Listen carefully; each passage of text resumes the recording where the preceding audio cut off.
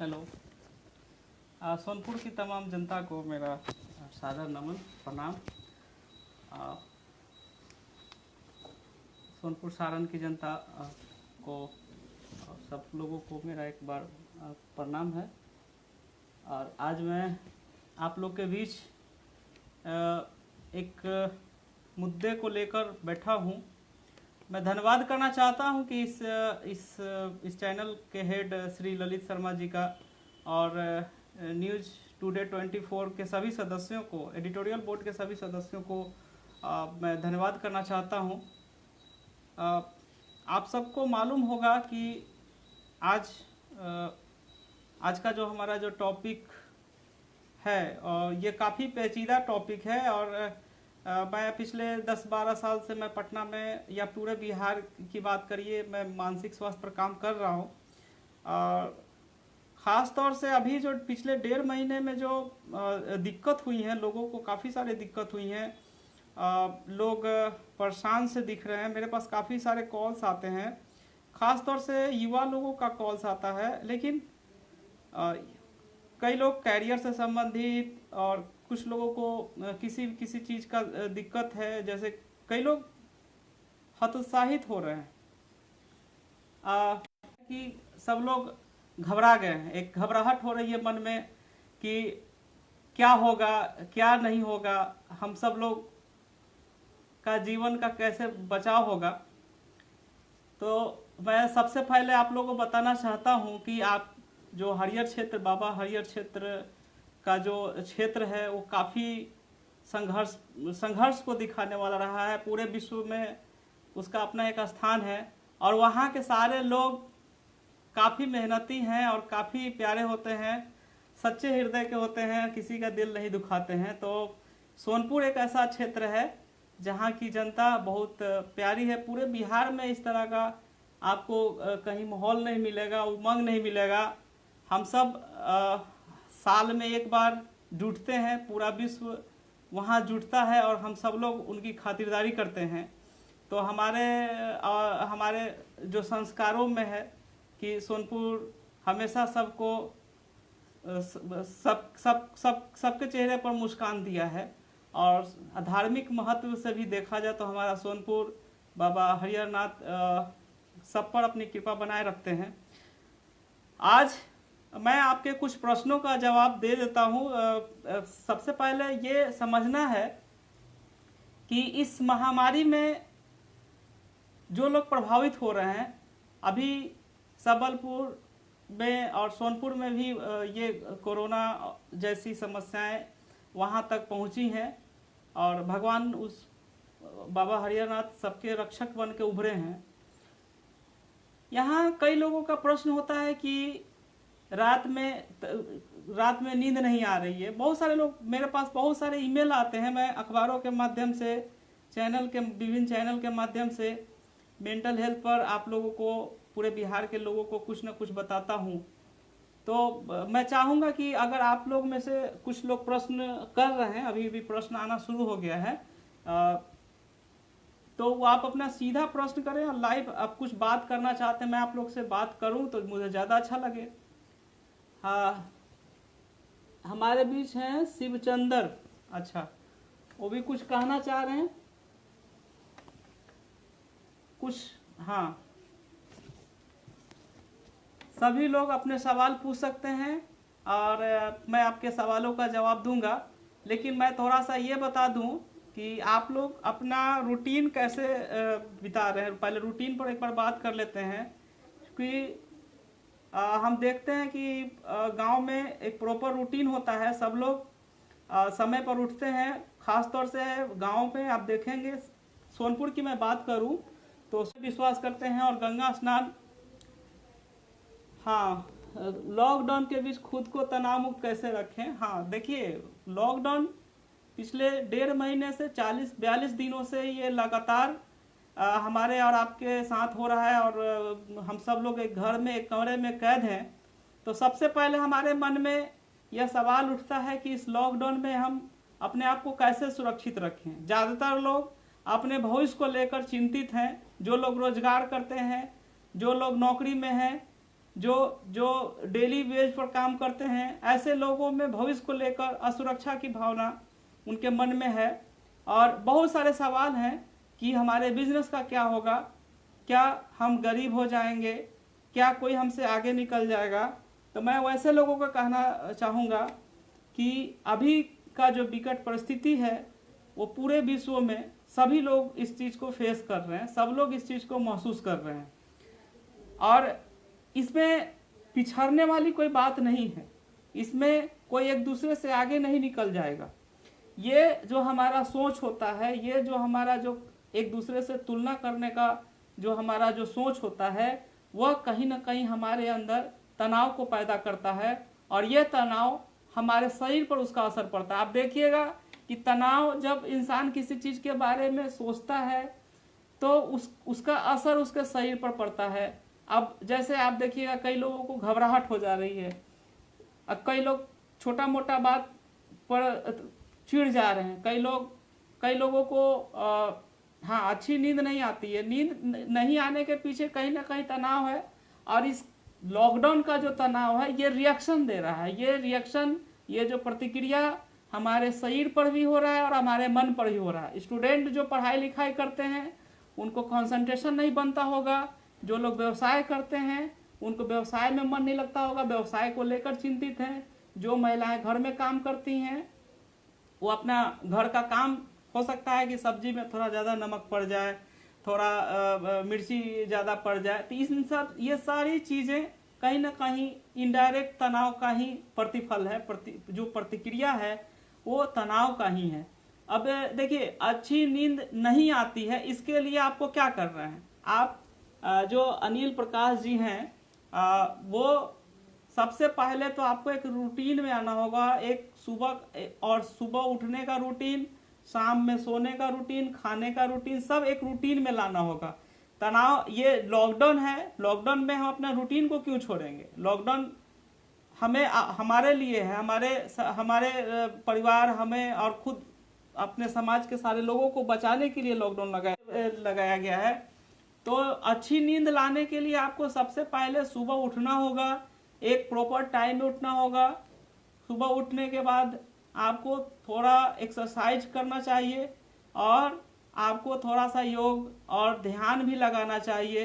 अगर आप घर में रहते हैं, अभी कहीं कोई काम नहीं कर रहे हैं, तो सुबह सही समय पर नाश्ता कर लीजिए और उसके बाद में घर से जो आप काम कर सकते हैं उस काम को करिए और परिवार के साथ डिस्कस करिए, परिवार के साथ बातचीत कीजिए, परिवार के लोगों के साथ अपना समय दीजिए। ये देखिए, ये नींद नहीं आने का बहुत सारा रीजन है। अगर आप कोई नशा करते हैं तो तत्काल उन नशा को आप छोड़ दीजिए। मैं समझ सकता हूँ जो लोग नशा कर रहे हैं और उनको नशा छोड़ने में अभी बहुत परेशानी होगी। नशा जब आप छोड़ेंगे तो आपको कई सारे विड्रॉल्स भी आएंगे, तो विड्रॉल में आपको बहुत सारा बेचैनी, हृदय का धड़कन बढ़ जाना, ये तमाम सारी चीज़ें होंगी। लेकिन आपको कैसे अपने परिवार में ज़्यादा से ज़्यादा कैसे समय बिताइएगा। परिवार के हर सदस्य के साथ बैठिए, खुलकर बात करिए। छोटे छोटे बच्चे हैं, उनकी बातों को सुनिए, उनके साथ खेलिए और उनको सबसे पहला काम आपको यह करना है कि आपको अपने परिवार को जागरूक करना है। इस महामारी से कैसे बचें, इस महामारी से बचने के लिए आपको अपने परिवार, अपने बच्चों को हमेशा रोज दिन आपको जागरूक करना होगा। ऐसा होता है कि कई बार हमारा जो परिवार के लोग हैं, गांव में जो लोग हैं, जो शहर के लोगों में भी मैंने बहुत सारा देखा है कि लोग लापरवाह हो जाते हैं। इन लापरवाही के लिए कोई स्थान नहीं होना चाहिए। आपको हर पल हमेशा सजग और जागरूकता के ये पक्ष में रहना चाहिए। अपने सारे लोगों को आप जागरूक करिए, उनको अच्छे से हाथ धोने के लिए, और उनको छोटे बच्चों के सामने ज़्यादा नकारात्मक बातें मत कीजिए। इन सारी चीज़ों से आप एक क्वालिटी समय अपने परिवार को दीजिएगा। जो घर में जो बड़े बुजुर्ग हैं, जो महिलाएं हैं, बुजुर्गों का ख्याल रखना आपका बहुत बड़ा कर्तव्य है। उनकी साफ सफाई, उनको नहलवाना, उनको सोशल डिस्टेंसिंग का ये मतलब नहीं होता है कि उनसे दूर भागना। हमें फिजिकल डिस्टेंस रखना है, हमें 2 गज की दूरी को मेंटेन रखना है। सोशल डिस्टेंसिंग का ये मतलब नहीं हुआ कि हम आपसी बातचीत करना छोड़ दें, अपने परिवार के लोगों को समय देना छोड़ दें। ये तमाम सारी चीज़ें आप घर में रह करके परिवार के बड़े बुजुर्गों के उनके जो बीते हुए पल हैं उस पर आप बात कीजिए। छोटे बच्चे का फ्यूचर प्लान पर बात कीजिए। जो घर की महिलाएं हैं, आप देखिएगा कि महिलाएं अभी सबसे ज़्यादा तनावग्रस्त हैं। सुबह उठती हैं और सारा खाना पीना बनाती हैं, आप खुद खाती हैं 12-1 बजे, तो अपनी माँ बहन उन लोगों को भी बोलिए कि सवेरे नाश्ता पानी करें, सुबह उठ के ही नाश्ता कर लें। कई लोग 12 बजे 1 बजे, गांव की अधिकतर महिलाएं देखिएगा कि सारा काम करने के बाद लास्ट में 12-1 बजे खाना खाती हैं, तो उनको कई तरह की समस्याएं हो सकती हैं। तो ऐसे लोगों को रूटीन में ले आने का आपका कर्तव्य बनता है। आप उनको एक रूटीन में ले आने का प्रयास कीजिए और उनको यह समझाने का कोशिश कीजिए कि वो एक रूटीन में रहेंगी तो उनका शरीर का रोग प्रतिरोधन क्षमता मजबूत होगा, और रोग प्रतिरोधन क्षमता मजबूत होगा तभी हम अपने तनाव से लड़ सकते हैं और हम अपनी जो वैश्विक बीमारी है उससे हम अपने आप को बचा सकते हैं। तो सबसे पहले हमें क्या ख्याल रखना है? सबसे पहले बच्चों, बुजुर्गों और महिलाओं के जो घर के सदस्य हैं, ये 3 लोगों का हमें ख्याल रखना है। ये हमारी नैतिक जिम्मेवारी है कि हम जो ये 3 लोग हैं, बच्चे, तो बच्चे बदमाशी करेंगे तो आप क्या कीजिएगा? उसको मारिएगा? नहीं।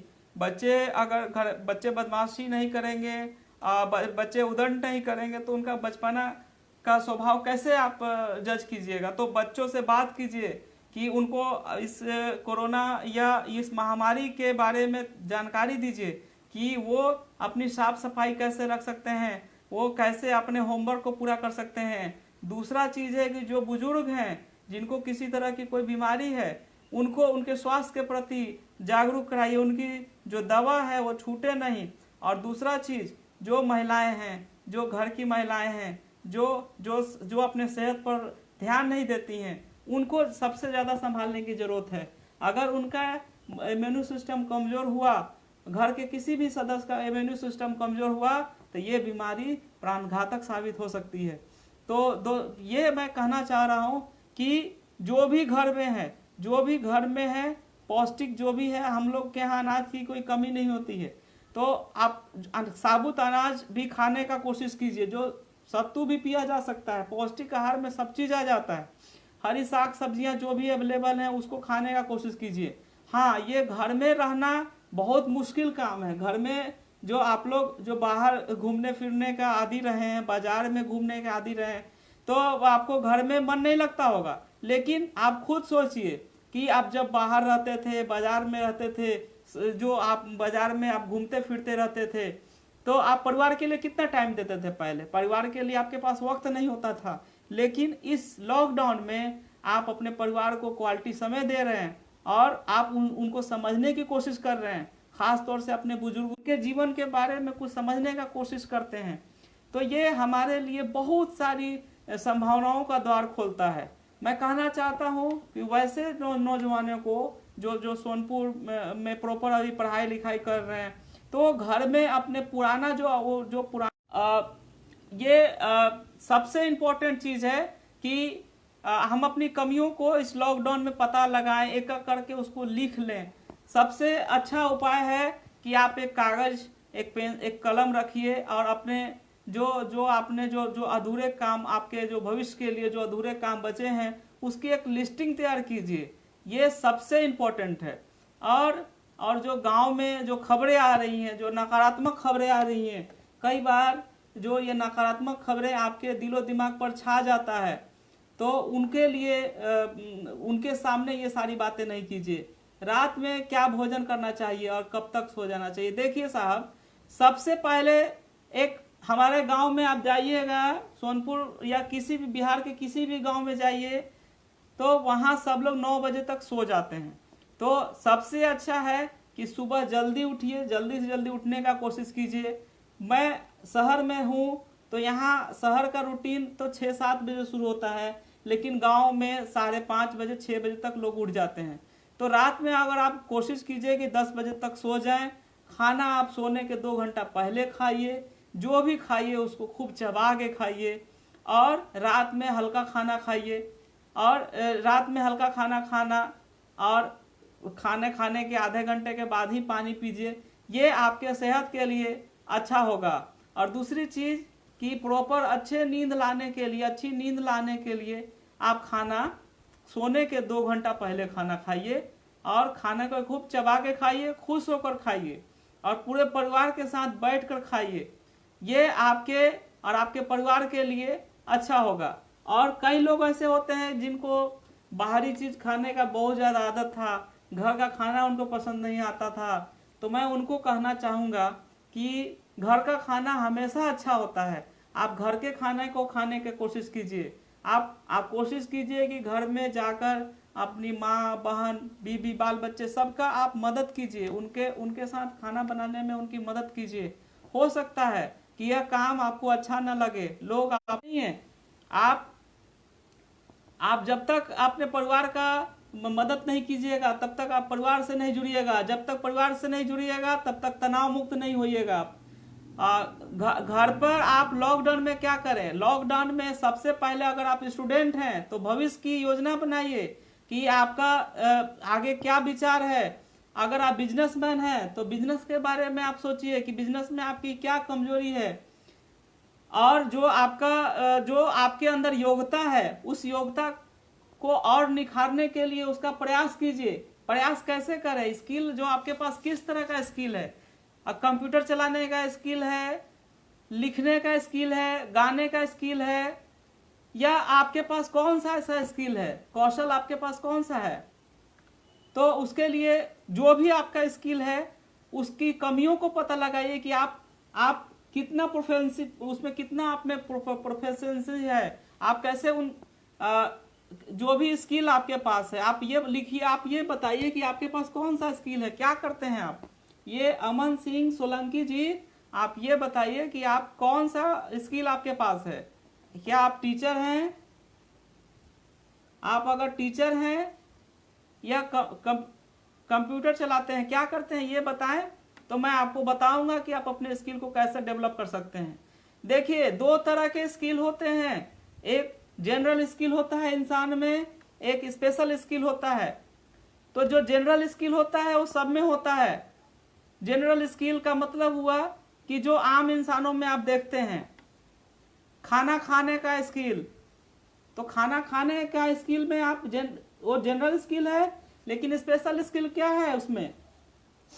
स्पेशल स्किल यह है कि आप खाना को कितना चबा के खाते हैं और खाना में कितना पौष्टिक चीज को शामिल करते हैं। दूसरी चीज है कि स्पेशल स्किल में आप अपने आसपास से कैसा व्यवहार रखते हैं, आप कैसे लोगों से जुड़ते हैं, लोगों से कैसे बात करते हैं, आप अपने से बड़ों लोगों का कैसे सम्मान करते हैं और उनके लिए आप क्या सोच रहे हैं, अपने अगल बगल के लोगों के लिए। आपके अगल बगल जो गरीब हैं उनको भी भोजन मिलना चाहिए। ये सारी चीज़ें स्पेशल स्किल है। और दूसरी चीज़ कि एक चीज़ हमें यह समझना है कि जो अभी जैसे तनाव में बहुत सारा चीज़ है। तनाव में आप रिएक्ट मत कीजिए। जैसे घर में आप रह रहे हैं तो फ्रस्ट्रेट होने की जरूरत नहीं है। जो मैंने कहा कि परिवार से क्वालिटी समय आप दीजिए, ये दोबारा इस तरह का मौका नहीं मिलेगा आपको। आप छोटे बच्चों को पढ़ा सकते हैं, आप अपने माता पिता की सेवा कर सकते हैं, आप अपने अगर आप शादीशुदा हैं तो अपने बीबी बाल बच्चे के साथ क्वालिटी समय बीत के भविष्य की योजनाओं को जान सकते हैं। ये सारी चीजें आपको तभी मिलेगी जब आप अपने अंदर का जो द्वेष है, अपने अंदर जो आपने लोग क्या कहेंगे, लोग ये आगे बढ़ गया, लोग इसका ये इतना मकान हो गया, मेरा तो कुछ नहीं है, ये तुलनात्मक नजरिया रखना सही नहीं है। आज के ज़माने में, अभी के माहौल में आप किसी व्यक्ति से अपनी तुलना कर रहे हैं, इसका मतलब है कि आप अपने अंदर के तनाव को बढ़ा रहे हैं। तो ये मैं कहना चाहूँगा, जो किसान लोग हैं उनको भी ज़्यादा चिंतित होने की ज़रूरत नहीं है। सरकार अगर उनका फसल नुकसान हो रहा है तो उसके लिए भरपाई होगी ही। दूसरी चीज़ है कि अगर आप इस सोनपुर प्रशासन का मैं बहुत बहुत धन्यवाद देना चाहूँगा कि सोनपुर प्रशासन बहुत अच्छा काम किए और पूरा प्रशासन पूरा मुस्तैद है सोनपुर को बचाने में। और सोनपुर के जो जितने ग्राम सबसे ज़्यादा तो गांव सोनपुर अनुमंडल में ही है, तो उसको बचाने के लिए सोनपुर प्रशासन दिन रात एक किए हुए है। तो ऐसे लोगों का साथ दीजिए, जो जो जो प्रशासन का जो ये कहना है उस चीज़ को मानना चाहिए। प्रशासन का जो आदेश होता है उसको सर आंखों पर बिठाना चाहिए। कुछ लोग अफवाह फैलाते हैं, उस अफवाह से भी आप सब लोग को बचना चाहिए। जैसे अभी बीते दिनों में देख रहा था कि टेलीविजन पर मैं ये देख रहा था कि कुछ लोग वहाँ गांव में एक व्यक्ति को एक बीमारी होती है तो लोग उसको हे दृष्टि से देखते हैं। ये बहुत गलत बात है। अगर किसी को ये बीमारी होती है तो हम सब लोग को मिलकर उसका सपोर्ट करना चाहिए, उससे नफरत नहीं करना चाहिए, उससे घृणा नहीं करना चाहिए। हाँ, ये बात जाहिर है कि यह महामारी छुआछूत की है, या छुआछूत तो छोड़ दीजिए, आप 2 गज से अगर कम की दूरी पर जाएंगे तो भी आपको ये बीमारी हो सकता है। लेकिन ये पूरे इंसानियत, कोरोना और इंसानियत, ये दोनों का लड़ाई है जिसमें इंसानियत का जीत होना है। इसलिए किसी भी इंसान से जो बीमार है उसको हम सब लोग कोई भी हे दृष्टि से नहीं देखेंगे, हम किसी तरह का कोई अफवाह नहीं फैलाएंगे। खास तौर से जो ग्रामीण क्षेत्र में होते हैं, खास तौर से जो लोग जिनमें किसी तरह का कोई डर होता है, कोई घबराहट होता है, तो घबराहट में वो कुछ बोल देते हैं कि फलाना ने ये बात कहा, मैंने ये सुन लिया। तो कुछ लोग जिनको मानसिक समस्या है वैसे लोग भी कुछ अफवाहें उड़ा देते हैं, तो उन अफवाहों पर ध्यान मत दीजिए। सबसे अच्छा तरीका है कि आप सोनपुर प्रशासन, जो जिला प्रशासन आपके लिए जो आदेश पारित करता है, आदेश जारी करता है, उस पर सबसे ज्यादा अमल करने की जरूरत है। गांव का कोई व्यक्ति या अनुमंडल में कोई भी व्यक्ति इस बात के लिए मैं आप लोग को मना करूंगा कि कभी भी किसी अफवाह के रूप में निकली है, किसी व्यक्ति विशेष के माध्यम से निकली, उस बातों पर ध्यान नहीं देना है। अफवाह हमें इस बीमारी को रोकने में कामयाब नहीं बनाएगा। अफवाह पर ध्यान देने पर हम सब लोग परेशान ज्यादा हो जाएंगे। तो सबसे ज्यादा ये कोशिश करना है आपको कि सोनपुर प्रशासन ने क्या कहा है, प्रशासन की बातों को ध्यान में रखना है। तो यहाँ मैं ये कहना चाहूंगा कि इस लॉकडाउन में भी आप चाहें तो एकदम खुश रह सकते हैं। तो सबसे पहले मेरा ये सुझाव होगा कि आप एक नियमित दिनचर्या का पालन कीजिए। घर में भी रहकर आप 30 मिनट का एक्सरसाइज कीजिए।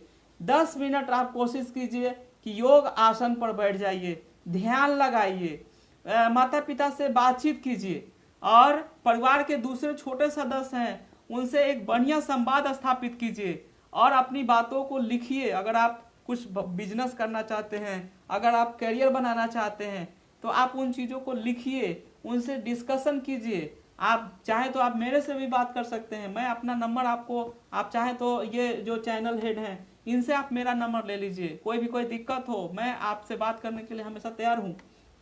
दूसरी चीज कि आपने ये कहा कि कोई भी, हर इंसान का क्षमता के हिसाब से स्किल होता है। अब कोई इंसान किसी से कम नहीं है, हर इंसान एक दूसरे से जुड़ा है, हर इंसान के अंदर भगवान ने काबिलियत दिया है, हर इंसान अपनी काबिलियत से ही कुछ बनता है। तो अपने अंदर की काबिलियत का पता लगाइए। इस लॉकडाउन में अगर आप कोशिश करें कि मेरे अंदर, हमारे अंदर कौन सी एबिलिटी है, मैं क्या कर सकता हूँ, मैं इस दुनिया में किस लिए बना हूँ। तो हो सकता है कि आप खेती बाड़ी करते हो सकता है कि आप दुकान चलाते हो सकता है कि आप छोटा मोटा रोजगार करते हो। तो अपने आप को कम आंकने की जरूरत नहीं है, अपने आप को छोटा समझने की जरूरत नहीं है। हाँ, अपने आप जो आप काम कर रहे हैं वह काम कितना अच्छा से कर रहे हैं, उसकी क्या उस काम को आप किस तरीके से कर रहे हैं। आज देखिए कि आप एक छोटा दुकान भी अगर आप खोलते हैं, एक छोटा खेती बाड़ी का भी काम करते हैं, तो वैज्ञानिक तरीके से खेती करने की आवश्यकता है। छोटा दुकान आप खोले हैं तो उसमें स्किल की जरूरत पड़ेगी, उसमें कम्युनिकेशन स्किल की जरूरत पड़ेगी। आप अपनी बातों को कैसे दूसरे के सामने रखते हैं। आप कोई सामान बेचने के लिए कोई दुकान खोलते हैं तो उसकी अहमियत क्या है। अब मैं ये तो नहीं कहूँगा कि बहुत ज़्यादा पैसा वाला इंसान बहुत ज़्यादा सुखी है और जो लोग एक टाइम खाता है वो लोग बहुत ज़्यादा दुखी है। नहीं, ये व्यक्ति के परसेप्शन पर, व्यक्ति के नज़रिया पर डिपेंड करता है, कि ये व्यक्ति के सोच पर डिपेंड करता है कि वो व्यक्ति कितना खुश है। ये बहुत दुखद परिस्थिति है, ये चारों तरफ आप दुखद परिस्थितियां हैं। तो इन परिस्थितियों से बाहर निकलने के लिए आपको अपने होने का सबूत ढूंढना है कि आपके अंदर वो कौन सी चीज है। जैसे आपका अस्तित्व, मैं जिंदा हूं, मैं मेरे अंदर सांसें चल रही हैं, मेरा परिवार अभी ठीक है, मेरा परिवार का फलाना सदस्य बीमार है तो उनकी हेल्प करनी, उनकी सेवा करनी है, उस बच्चा को इस सब्जेक्ट में दिक्कत है तो मैं उसको ये सिखाऊं। तो जब भी हम किसी तरह का कोई क्रिएटिव काम करेंगे, जब भी हम किसी की मदद करेंगे, तो हमारे अंदर का तनाव अपने आप चला जाएगा, बाहर निकल जाएगा, बाहर दूर चला जाएगा। दूसरी चीज है कि हम घर में बैठे हुए हैं और लगातार अपने अपने अपने माइंड में तरह तरह की बातें, इसकी बातें, उसकी बातें, इन सब चीजों से अच्छा है कि आप अपने परिवार के साथ जुड़िए, परिवार के लोगों के बारे में सोचिए, परिवार के जो तरीके हैं रहने के, रहन सहन, उनके जीवन को अच्छा बनाने के लिए सोचना चाहिए। ये तमाम तरह की चीजें आपके तनाव को बढ़ाएंगी, घटाएंगी। और ये अभी अमन सिंह सोलंकी जी का सवाल का जवाब मैं पूरा करना चाहूंगा कि ये तो लिख नहीं रहे कि इनका स्किल क्या है, किस क्षेत्र में इनकी रुचि है। तो मैं इनके सवाल का जवाब पहले पूरा कर दूं कि जनरल स्किल सबके पास होता है और जनरल स्किल से व्यक्ति खा पी लेता है, रह लेता है, लेकिन हमें स्पेशल स्किल जिससे हम दुनिया में अपनी पहचान बना सके, हम अपने अंदर के क्षमता को पहचाने, उस स्किल की हम अगर बात करें तो ज़्यादा अच्छा होगा। और स्पेशल स्किल ही दुनिया में आपको पहचान दिलाएगा, दुनिया में दो पैसा आपको दिलाएगा, दुनिया में आपको महत्व दिलाएगा और आपके अंदर जो प्रतिभा है उसका परिचय भी कराएगा। तो स्पेशल स्किल को निखारने के लिए सबसे पहले हमें यह करना चाहिए कि हम जो काम कर सकते हैं उस काम को सबसे पहले जानने का प्रयास करें। जैसे अगर मान लिया जाए कि हमने अच्छी पढ़ाई नहीं की, तो अच्छी पढ़ाई नहीं की तो हमें अच्छी नौकरी की उम्मीद नहीं रखनी चाहिए, लेकिन इसका यह मतलब नहीं है कि हम कोई काम नहीं कर सकते हैं। हर व्यक्ति में, चाहे वो बहुत ज़्यादा पढ़ा लिखा हो, चाहे वो बिल्कुल नहीं पढ़ा लिखा है, सब में भगवान कोई ना कोई कौशल स्किल देते ही हैं। तो कोशिश करना है। अब जैसे देखिए, अब मिट्टी को लोग कैसे बेच ले रहा है, मिट्टी को बेचने के लिए कोई तो स्किल चाहिए, तो उसके लिए कम्युनिकेशन स्किल होता है, प्रेजेंट करने का तरीका आपका कैसे है। उसी तरह जैसे आप कोई सब्जी का दुकान खोले हैं, दूध का बिजनेस किए हैं, तो आप अपने दूध के बिजनेस को कैसे बढ़ा सकते हैं, तो उसके लिए भी आपको कम्युनिकेशन स्किल की जरूरत है। आप कैसे बात करते हैं, आप अपनी बातों को कैसे दूसरों तक पहुंचाते हैं, लोग आपकी बातों को कैसे समझें। तो इन सब चीज़ों के लिए आपको स्पेशल स्किल पर ध्यान देना होगा और इसकी शुरुआत आपको करनी होगी घर से। घर से जो बड़े बुजुर्ग आपके घर में हैं, तो उनका इज्जत करके, उनका आदर करके, उनका सम्मान करके, और जो आपके घर में छोटे सदस्य हैं उनको प्यार करके, और जो आपके बराबरी हैं उनको आप बराबरी का वैल्यू देकर, और अपने आसपास के लोगों के साथ बढ़िया आचरण जब आप बनाएंगे तो आपका स्पेशल स्किल निखरेगा, आपका स्किल दमकेगा और आप एक स्वच्छ व्यक्तित्व के स्वामी होंगे। जब आप अपने चारों तरफ के लोगों को देखिएगा, तो चारों तरफ के लोगों को देखिएगा तो उसमें बहुत सारे ऐसे लोग होंगे जो गलत काम भी कर रहे हैं, पैसा कमाने के लिए गलत काम भी करते हैं, कानून तोड़ते हैं। तो क्या आप उन गलत लोगों का साथ दीजिएगा? आप भी कानून तोड़ने में यकीन कीजिएगा? नहीं। ये आपका परसेप्शन यहाँ आपके स्किल को कमजोर करता है और ये आपका जो नजरिया, आपके अंदर जो छुपा हुआ प्रतिभा है उसको धो देता है, उसको बाहर निकलने नहीं देता है और आपके सोच में नकारात्मक चीजें आ जाती हैं। तो ये देखिए, बेसिक चीज क्या है कि सबसे पहले आपको अपने बारे में जानना है कि आपका इंटरेस्ट क्या है, आपका रुचि किन क्षेत्रों में है। जैसे अभी मैं कुछ दिन पहले देख रहा था कि गांव में सारे बच्चे दौड़ लगा रहे हैं और सब लोग सेना में ही भर्ती होना चाहते हैं। तो ठीक है, सेना के लिए जो फिजिकल जो व्यक्तित्व चाहिए, फिजिकल जो हाइट चाहिए जो उसमें स्फूर्ति चाहिए, जिन बच्चों में है वो सेना में जाएं, जिनको मैथमेटिकल जो एबिलिटी है वो इंजीनियरिंग में जा सकते हैं। लेकिन ये सब चीज़ का अलग अलग होता है। सिर्फ सोच लेने से कि फलाना सेना बन गया तो हम भी सेना में भर्ती हो जाएं, फलाना पुलिस बन गया तो हम भी पुलिस में चले जाएं, अब फलाना का तो कोई ज़्यादा पढ़ाई लिखाई नहीं किया और बिजनेस करके इतना पैसा कमा लिया, इतना सारा घर बना लिया, इतना सारा गाड़ी पर चल रहा है। तो इस तरह का जब नज़रिया रखेंगे तो हम जाके फिर आगे औंधे मुँह गिरेंगे। और जब हम इस तरह का एक छोटा सा सिंपल सा उदाहरण हम लेते हैं कि आप जहाँ हैं, जिस अवस्था में हैं, सोनपुर में रहते हैं, एक अनुमंडल लेवल है, बगल में आपका पटना है, तो ज़्यादा आपके दिमाग में होगा कि पटना में लोग कैसे डेवलप किए, तो हमें कैसे ज़्यादा से ज़्यादा डेवलप करना है, हमें कैसे ज़्यादा से ज़्यादा आगे बढ़ना चाहिए। तो इसके आप जब इसके लिए आप सबसे पहले क्या कीजिए कि आप कौन हैं, आपके माता पिता कौन हैं, आपकी आर्थिक पृष्ठभूमि क्या है, और आप क्या कर सकते हैं। आप गांव में ही रह के या सोनपुर में रहकर ही आप क्या कर सकते हैं, ये पहले सोचना चाहिए। उसके बाद दूसरा ऑप्शन होता है कि यहाँ आपको आपका फ्यूचर नहीं दिख रहा है तो आप कहीं बाहर या पटना या दूसरे जगह आसपास हाजीपुर या दूसरे जगह अपना करियर बनाने का सोचते हैं।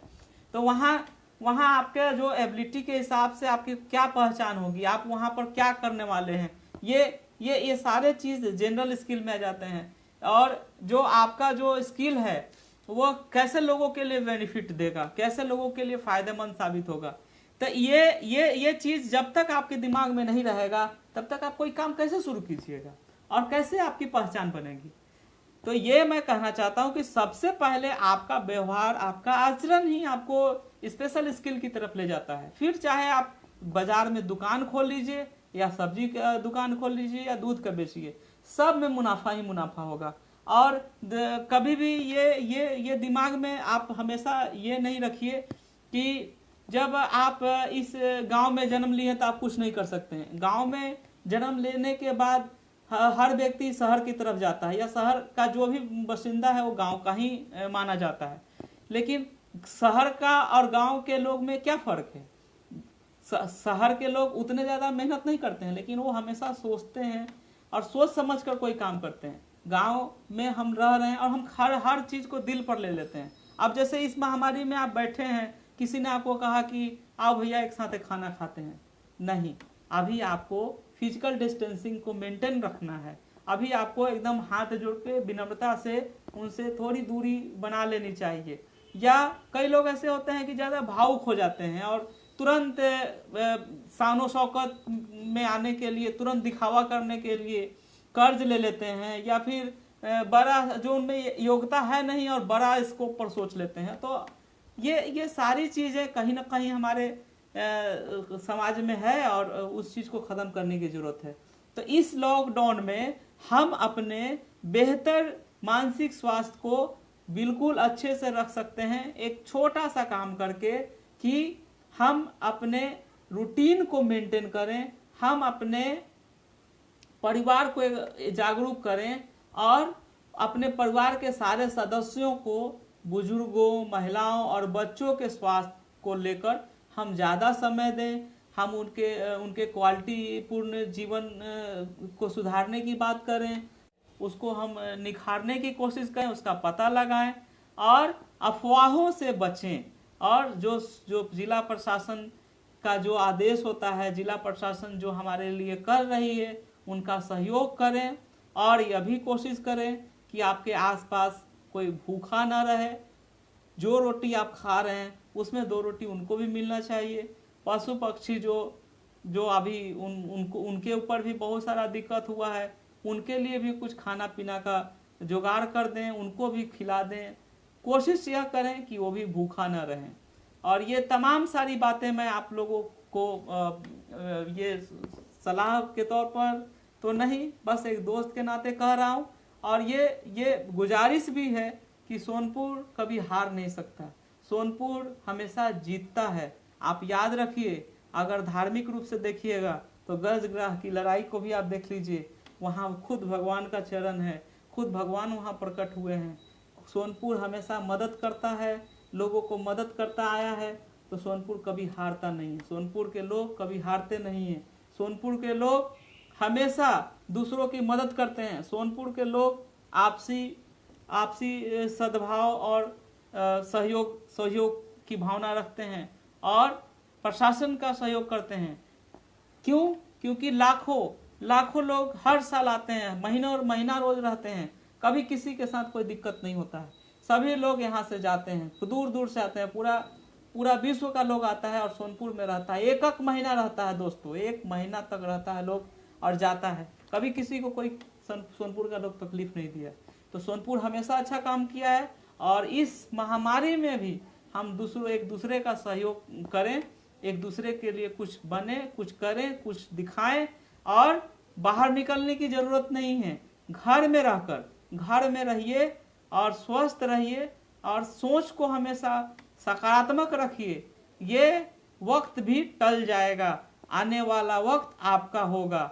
अभी ज़्यादा पैसा कमाना और इस तरह का बात पर दिमाग नहीं लाना है। जो है उसी में जीना है, जितना है उसी में खुश रहना है। जितना हम कर सकते हैं समाज के लिए उतना हम कर सकते हैं, करना चाहिए। और कोशिश यह करना चाहिए कि किसी भी व्यक्ति जो हमारे सोनपुर प्रखंड में या सोनपुर अनुमंडल में कोई भी व्यक्ति बीमार होता है तो उसके परिवार से कोई नफरत नहीं करें। उनके परिवार को फोन करके ऑनलाइन या कोशिश कीजिए कि उनके परिवार के मनोबल को ऊंचा करें।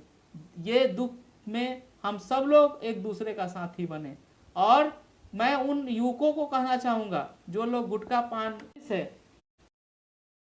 को नाश कर देगा। नशा आपके लिए नहीं है, नशा आपके परिवार को ख़त्म कर देगा और आपके पूरे समाज का जो वजूद है उसको ख़त्म कर देगा। जो लोग खैनी खाते हैं उनको खैनी छोड़ देना चाहिए।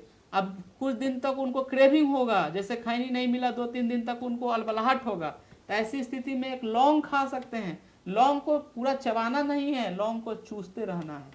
तो जब भी आपको खैनी की तलब होती है तो आप एक लौंग को चूस सकते हैं। गुटखा खाने वाले लोग उस लौंग को चूस सकते हैं। और जब मैंने ये जो ऊपर जो बहुत सारी चीज़ें मैंने आपको बताई, जब इस तरह से आप अपना परिवार के साथ जुड़िएगा तो आपको खैनी की भी, नशा की भी ज़रूरत नहीं पड़ेगी।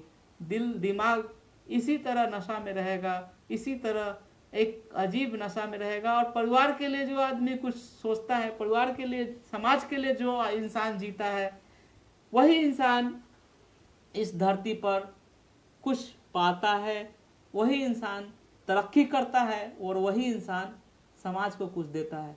तो मैं आज इतना ही आप लोग से कहना चाहूँगा कि अपने परिवार और समाज का ख्याल रखिए और अपना भी ध्यान रखिए।